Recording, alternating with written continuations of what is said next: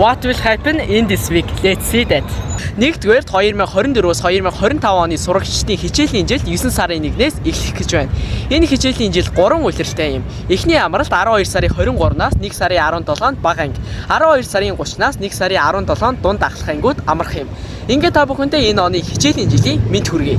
Хоёрдугаарт Poppy хаан дуучин Michael Jackson-ы төрсөн өдөр тохиож байна. Тэрээр 1958 оны 8 сарын 29-нд төрсөн ба харамсалтай нь өдгөө 50 наснда буюу 2009 онд нас барсан байдаг.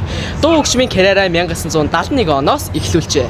3-дугаарт үндэсний нохойнуудын өдөр болох үлээ. Энэхүү өдрийг 8 сарын 26-ны өдөр тэмдэглэдэг ба 2004 оноос эхлэн тэмдэглэх болсон байна.